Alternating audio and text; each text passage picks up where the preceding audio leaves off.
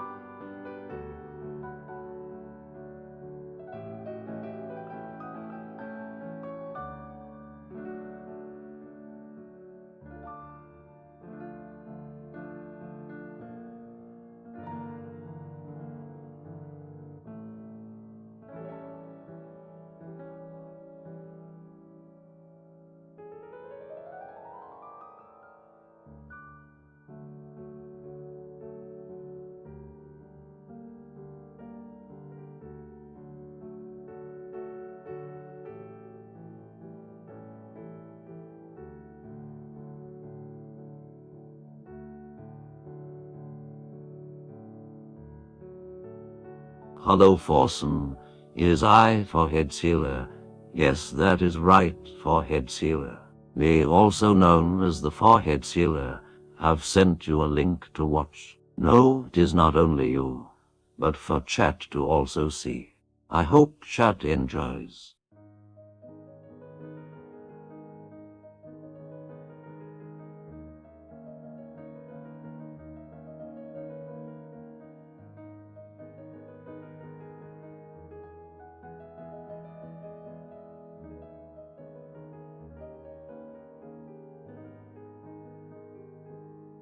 Good fucking morning, ladies. Good fucking morning, ladies. How are we all doing today? We good, chillin'? Gucci? Tamagotchi.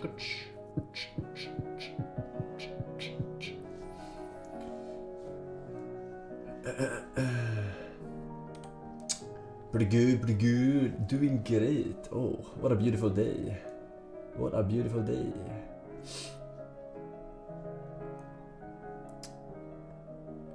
Everyone is playing your hero Lash on Deadlock. He is insane clutch. Yes, and I'll be collecting my royalties soon.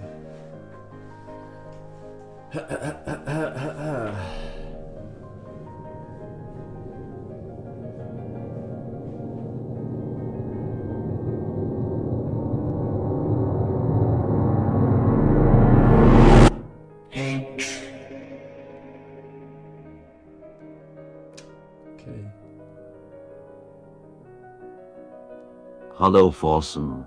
CNN here. Will you formally endorse Kamala Harris for president? Please clarify. That's a tough one. I mean, as a Europor, you have to ask yourself, which one would be more hilarious? And I think it would be more hilarious if Kamala won this time around, rather than Trump. It would make for better entertainment in terms of rage, I think. if I had to use my 140 IQ.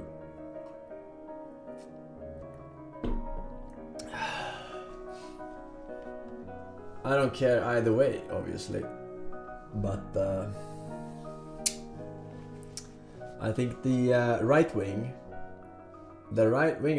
are fairly upset already after 4 years of Biden, and then to add another 4 years of, for them, despair, that would be the best outcome of this election, I think, in a Europore entertainment point of view.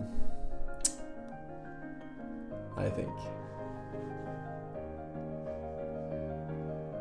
But I do not endorse anyone, because I don't give a shit about who wins and who loses. Damn, you really just want to see the world burn. American spotted. World equals NA. Yeah.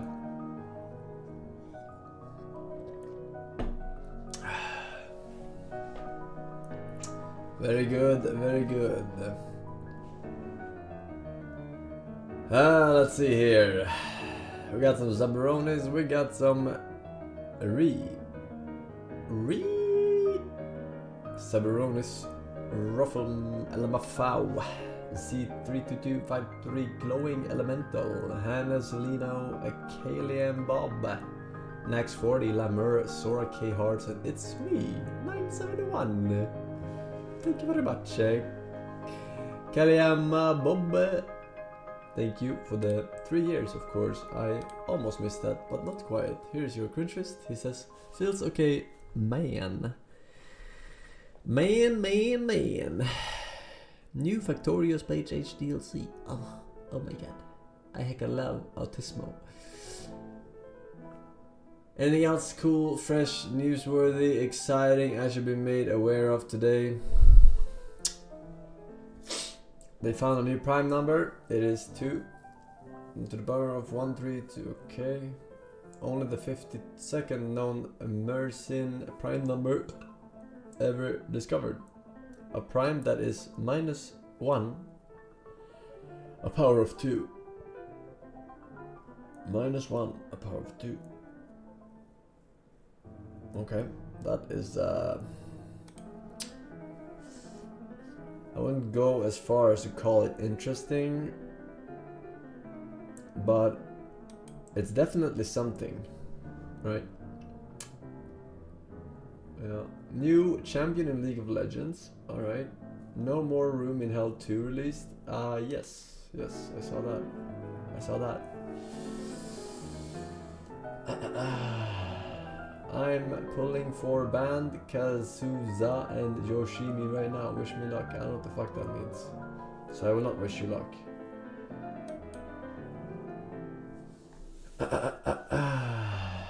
Have you given up on XCOM yet? No. We played yesterday. We almost wiped, but not barely. I'm still alive, barely. Hello, Mr. Force. It seems that there's a world record you haven't beaten yet, and I can help. So, do you think 7 figures is enough? I mean, it beats getting married on stream, Lee. Beats getting married on stream. Yeah, that is inviting giga parasocialism.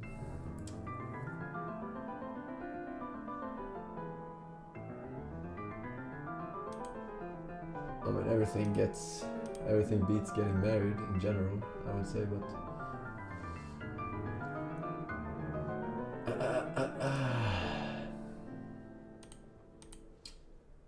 new Pokemon multiplayer leaks.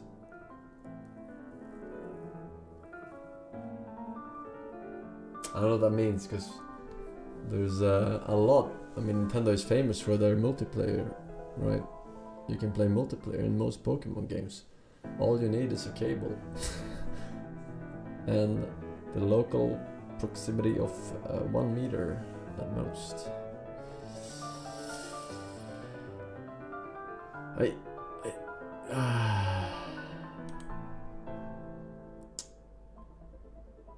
Typhlosion is no longer my favorite Gen 2 starter. Well, Typhlosion carried me through Nuzlocke, so I'm not sure what you're talking about, man. But nothing else, no? Did I play Song of Conquest, Mr. Force? If yes, what's your opinion on it? I think it's good.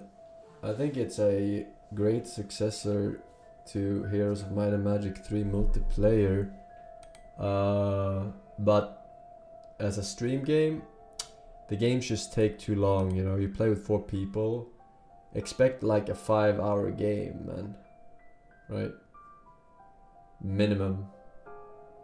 Unless you're playing pros, I guess. The game is good though, I think. We only played it on one stream, but yeah.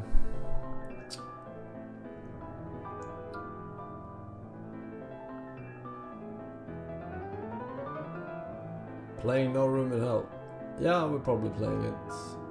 Check it out. I don't remember playing the first one, but I probably did at one point. We'll see. We got a bunch of games, right? As per usual. Sometimes, at least. Alright. Let's go ahead and... it was a Gmod. Oh, okay. Maybe I did not play it then. Maybe I did not play it. It's possible. Playing some Links. Yeah? Like that? Zelensky shirt. Yeah. I won it off an auction. He needed all the money he could get.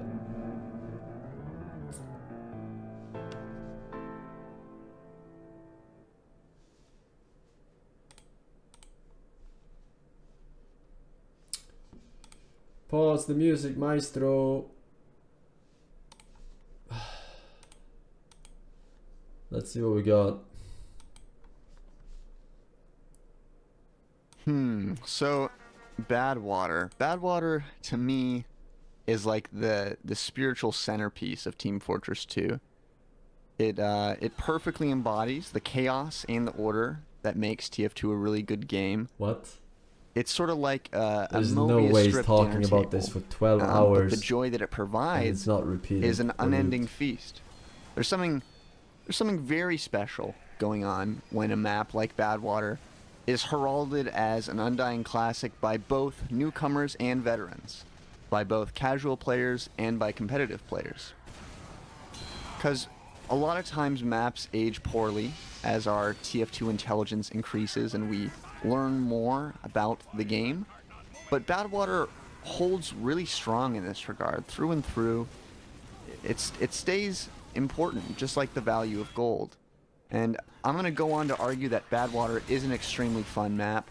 There's countless permutations of this Badwater-shaped euphoria for each part of the map, for each class you can play, for each team you can be on.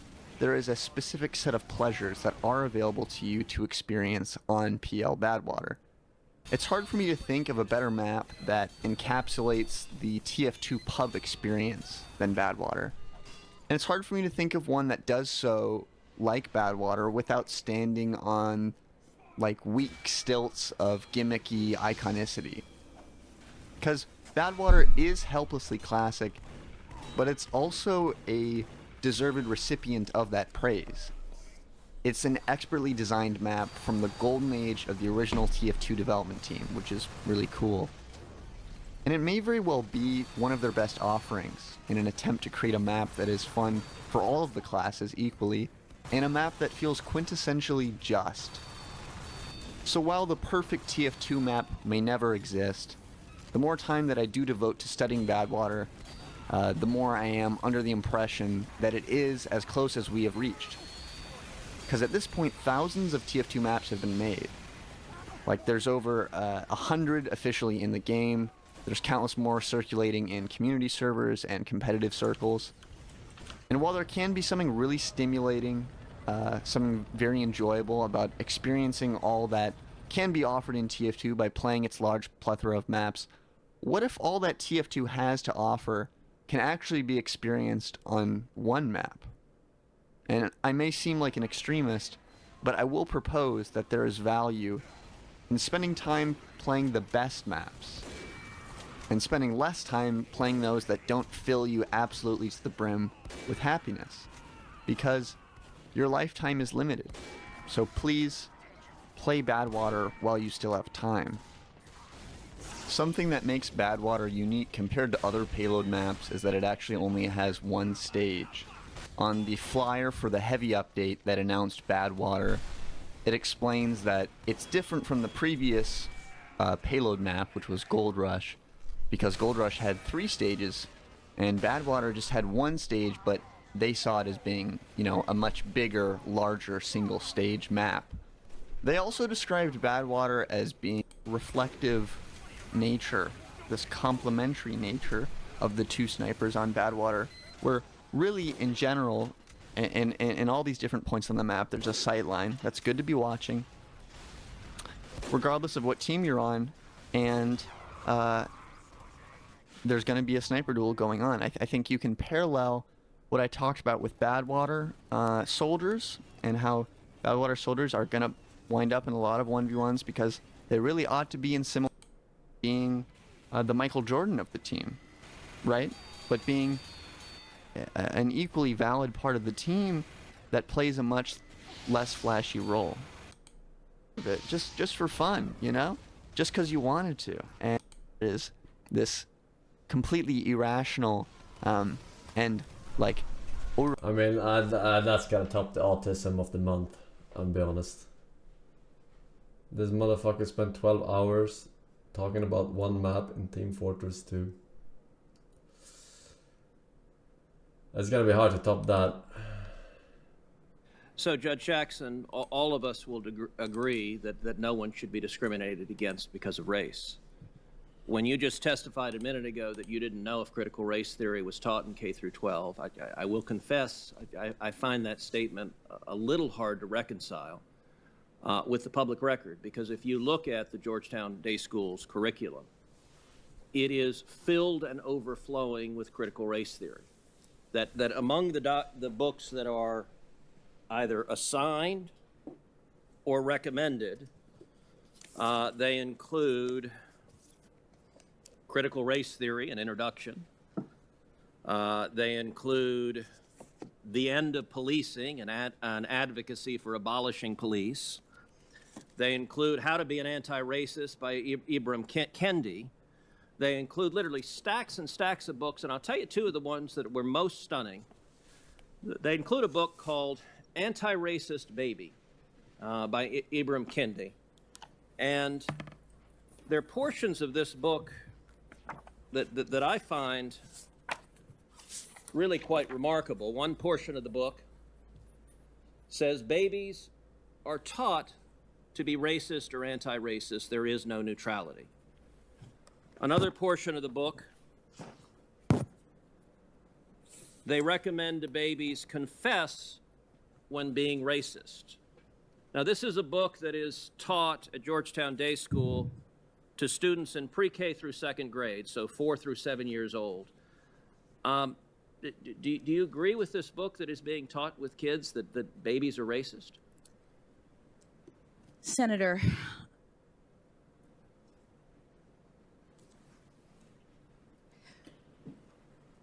I do not believe that any child should be made to feel as though they are racist, or though they are not valued, or though they are less than, that they are victims, that they are oppressors. I don't believe in any of that.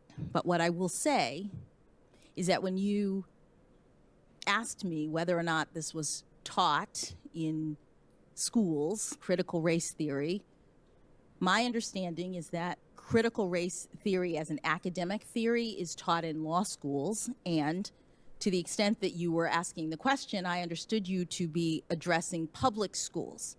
Georgetown Day School, just like the religious school that Justice Barrett was on the board of is a private school. Okay, so you agree critical race theory is taught at Georgetown Day School? I don't know, because the board is not, the board does not control the curriculum. The board does not focus on that. That's not what we do as board members, so I'm actually not sure. Well, and I'll note that the board is chaired by Professor Fairfax, your college roommate who introduced you yesterday. So the two of you serve on the board together. Another book that is on the summer reading for 3rd through 5th grade is a book called Stamped for Kids, again by Ibram Kendi. I read the entirety of the book, and I will say it is an astonishing book. On page 33, it asks the question, can we send white people back to Europe? That's on 33. That's what's being given to 8 and 9 years old. It also, on page 115, says the idea that we should pretend not to see racism is connected to the idea that we should pretend not to see color. It's called color blindness. Skipping ahead, here's what's wrong with this. It's ridiculous. Skin color is something we all absolutely see. Skipping ahead, so to pretend not to see color is pretty convenient if you don't actually want to stamp out racism in the first place. Now, what this book argues for is the exact opposite of what Dr. King spoke about on the floor of the Lincoln Memorial. And are you comfortable with these ideas being taught to children as young as 4 in respect to the first book, as young as 8 and 9 in respect to the second book? Senator, I have not reviewed any of those books, any of those ideas. They don't come up in my work as a judge, which I'm respectfully here to address. In my work as a judge, which is evidenced from my near decade on the bench. Okay, good. Okay, good. Hello family, welcome to a new video. Today, we bring you a challenge for movie lovers, specifically the second part of Guess the Movie by the Scene. The quiz will consist of 51 movies and you will see about 5 seconds of video. Good luck! Movie 1.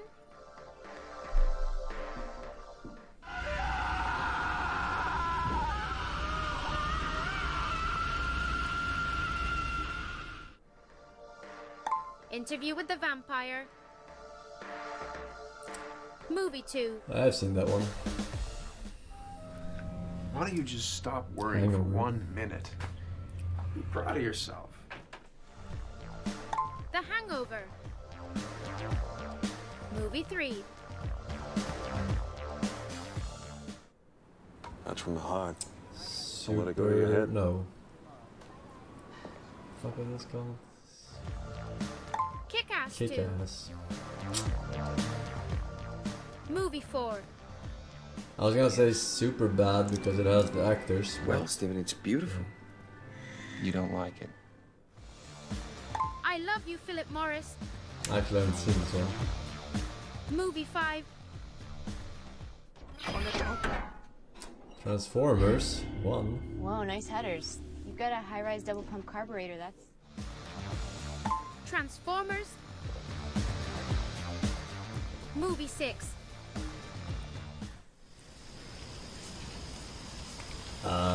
Saving Private Ryan. No, sorry. Yeah, Saving Private Ryan. Saving Private Ryan. Movie 7. It was right. I just...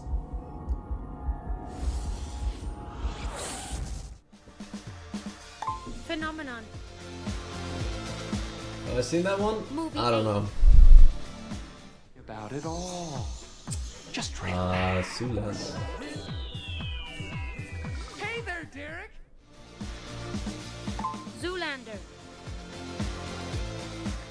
Movie 9. Crib and moving someplace nice with some glass in the windows. Hey, Cyrus, this is serious shit, okay? This is my house. I'm not. The Frighteners. Yeah. That's what it was called. Number 10. Boom movie. It's what's for dinner.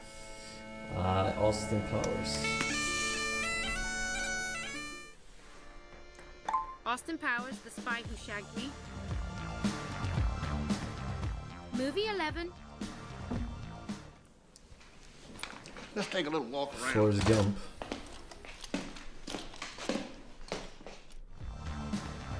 Forrest Gump.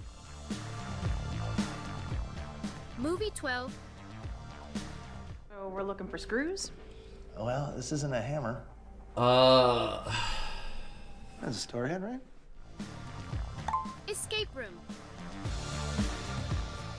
Number 13. I haven't seen it. I just recognized her from Harry Potter, the Black Widow or some shit. Let's go. Victor Frankenstein. Oh, that wasn't it. Movie 14. What's the other movie that he starred in with the spooky house?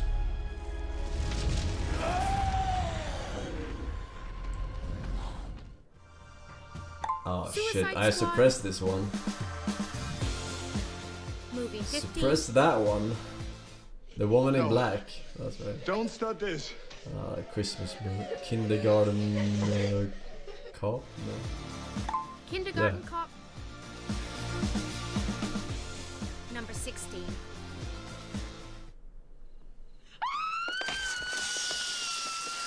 Edward Scissorhands. Edward Scissorhands.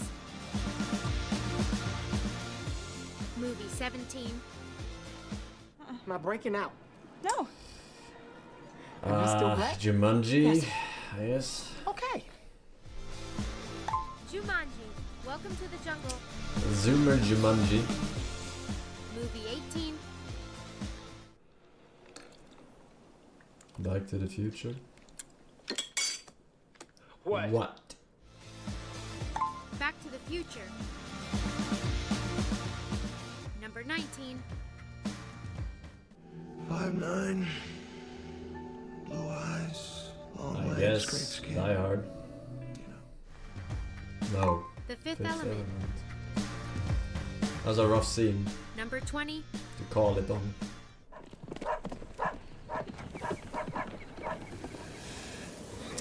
Once Upon a Time in fucking Once Hollywood. Upon a Time in Hollywood. 21. Did have more balls than brains. Mummy. The Mummy. Movie 22. Doing here, old man. Fuck, what's this one called? This one's pretty good. Nobody. 23. Forgettable name, I guess. Shoulder to give you the world you neglect. Hey, tell him to shut up. Oh, this one. Bright. That was 2017. Movie 24. What? That feels like a really old movie to me. Pianist. He's Polish. The Pianist. Alright. Time for all of them. We got plenty of links.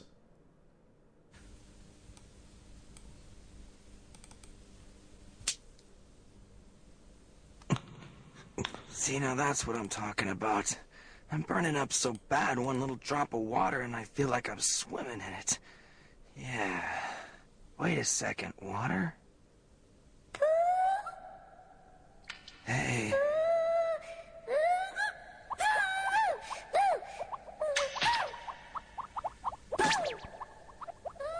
What's that little guy doing?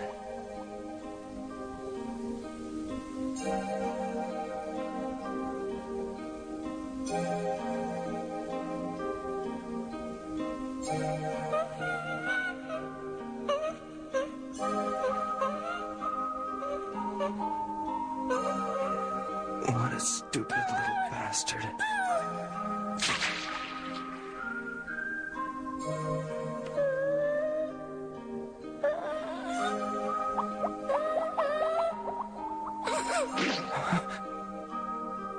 The connection with your spirit beast is a full package deal, Yusuke. It is like your reflection. When you're happy, it will be happy. When you're in pain, it will suffer. And if you die, so will it.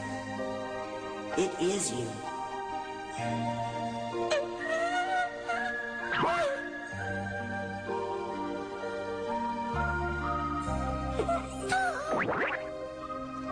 That's just perfect. I even get to let down my own inner self, too.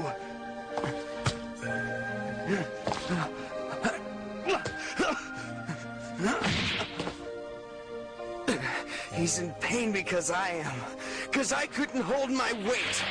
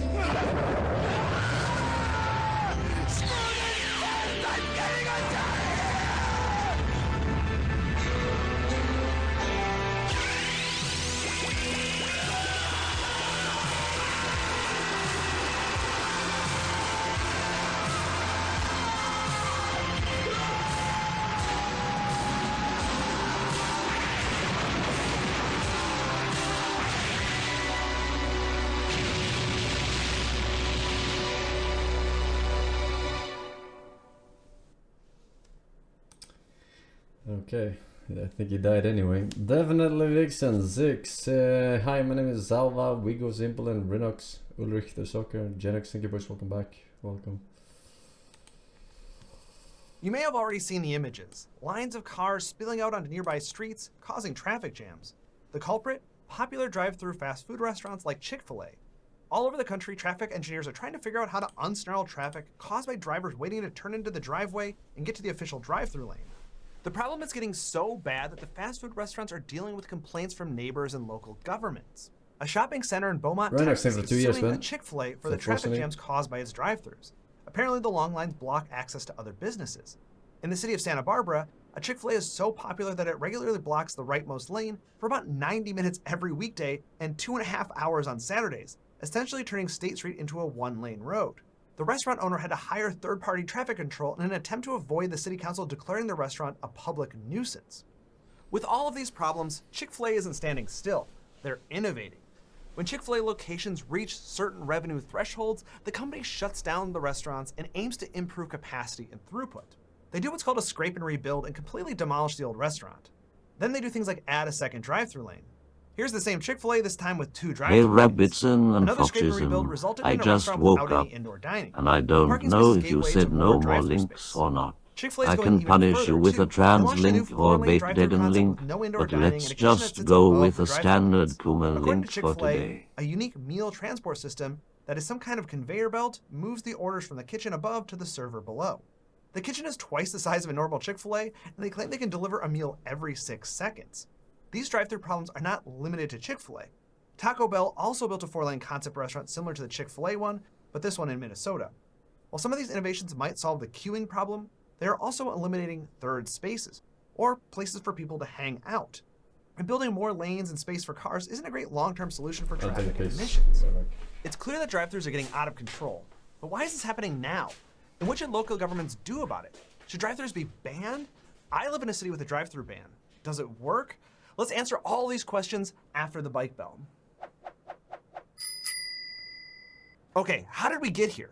To a world where fast food restaurants can't accommodate the number of people waiting in their cars for their meals.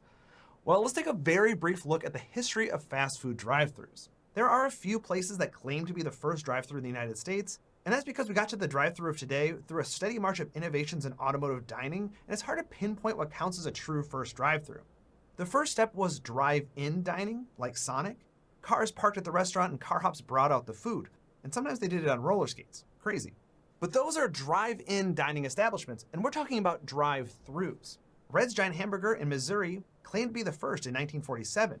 In-N-Out Burger claims it was the first drive-thru restaurant because it was the first to use a 2-way radio to make your order. This is still how most drive-thrus do it, though ironically, whenever I go to a busy In-N-Out, there's someone outside with an iPad taking orders instead. Anyway, in 1951, Jack in the Box designed the building around the drive-thru with covered areas for ordering. Wiener Schnitzel put the car hole right in the middle of the building, which in retrospect was probably a step too far. These establishments flourished due to the rise of cars and suburban development. They eventually helped fuel the rise of those things too. By the 1970s, drive-thru windows moved from bonus amenity to absolute necessity for fast food restaurants. And just ban fast food. Problem solved. Easy.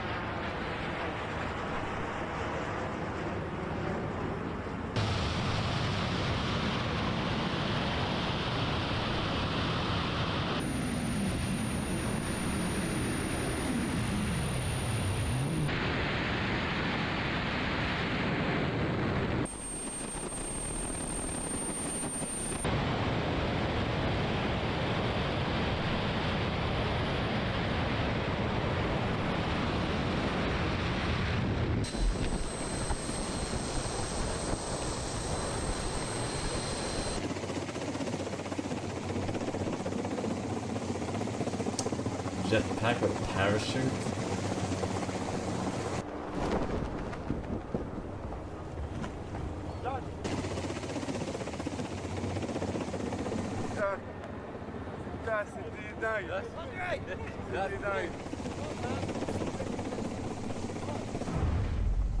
How did you expect him to land? With the fucking jetpack? What do you fuck you mean?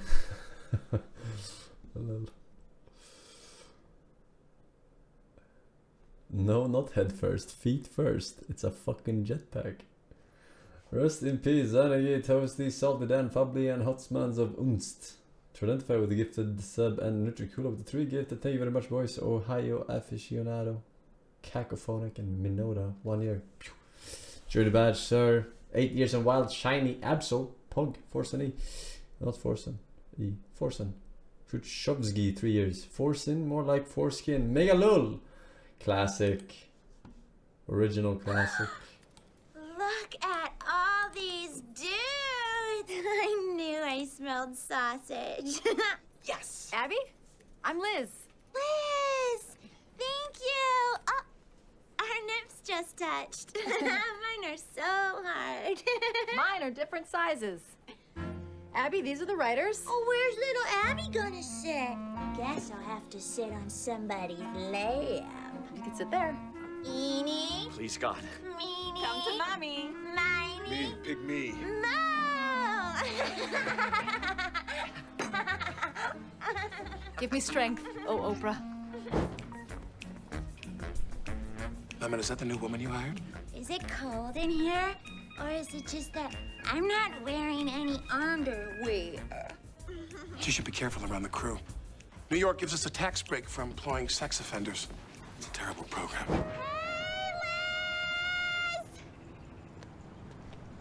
Abby, thanks for meeting me here. This place is very special to me. Is this where you got your V-card punched? What? No. Does this look like the makeup room of a clown academy? No. This is a statue, and I know you know this, of Eleanor Roosevelt, First Lady to the world, champion of the rights of women, and the lid on my high school lunchbox. Look, I know it can be hard. Society puts a lot of pressure on us to act a certain way, but TGS is a safe place, so you can drop the sexy baby act and lose the pigtails. But I like my pigtails. My uncle says they're sexy. Enough with the gross jokes and that voice. I want you to talk in your real voice. This is my real voice. And the whole sexy baby thing isn't an act. I'm a very sexy baby. I can't help it if men are attracted to me. Like that homeless guy. He likes what he sees. Okay, that could be for me. It's not. It's for her. Abby, I'm trying to help you. Really? By judging me on my appearance and the way I talk? And what's the difference between me using my sexuality and you using those glasses to look smart? I am smart. I placed out a freshman German. Or Lutz, using that sexy English accent to get me in the sack. No, you didn't. Lutz? Is that even possible? I mean, I was there when he belvedered. God, Abby, you can't be that desperate for male attention. You know what, Liz? I don't have to explain myself to you. My life is none of your business. Except it is, because you represent my show and you represent my gender in this business and you embarrass me. Kiss! Dude, I am sorry, but this is who I am. Deal with it. Now, are we gonna give the gentleman what he asked for or not? Ugh. You know what sucked about my last lesbian orgy? Right in the middle of it, one of us had to get up to go use the bathroom, and then we all had to go. Okay, there's something everyone here needs to see. Abby, you might want to sit down for this. Yeah, come sit on my Strike-a-Bus. On a chair. Come on, Sue. Abby, this is for your own good. Open apple, tough love time. Has anyone ever actually had a good time at brunch? You know? Is that you? I don't know where you found that, but I am taking it down. That's what she said. Okay, first of all, Steve Carell owns That's What She Said. He owns it. And second of all, it's time to stop hiding. A young person helped me online post this on joanofsnark.com. You stupid, meddling bitch. Yes, there's your real voice. There's Abby Grossman. To quote Eleanor Roosevelt, we are Do you understand what you've done? You have signed my death warrant. How's that now? My ex-husband is gonna see this, he's gonna find out where I am, and he is gonna try to run me over with his car again. I changed my appearance to get away from him. Oh, because I thought it was like pressure from society. You're right, Liz. I was hiding from a man who went insane after being electrocuted while watching Sleeping with the Enemy. I was cut out of that. And yeah, I am. Alright, very good. We are done so with Los Linkos, ladies and gentlemen. No further links, no further links, Your Honor. Time for some games. Games. New release today. No More Room in Hell 2. We saw it at a showcase. Had permadeath or some shit. Let's see if it's good.